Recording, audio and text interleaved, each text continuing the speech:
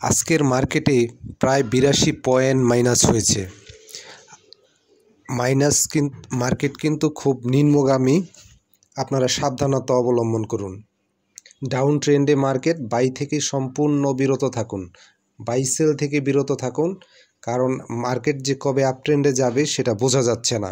এবং আপনি আজকে যেটা বাই করবেন দুদিন পরে দেখবেন সেটা আপনার 5% মাইনাস হয়ে গেছে। সো বাই অ্যান্ড সেল থেকে দুটা থেকেই বিরত থাকেন, সাবধানতা, সর্বোচ্চ সাবধানতা অবলম্বন করেন এবং পোর্টফোলিওতে যদি টাকা থাকে সেটা রেখে দেন।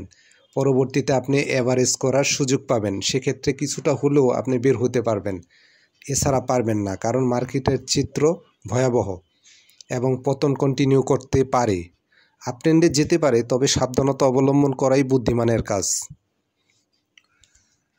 অতএব সাবধানতা অবলম্বন করুন, বাই থেকে বিরত থাকুন।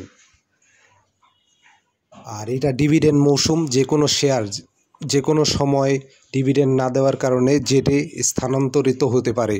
অতএব এখন বাই থেকেই বিরত থাকুন, কিছুদিন অপেক্ষা করেন, মার্কেট স্বাভাবিক আসলে তখন বাই করতে পারবেন। এবং যাদের কাছে শেয়ার আছে তারা হোল্ড করেন, এই মুহূর্তে সেল করার দরকার নাই।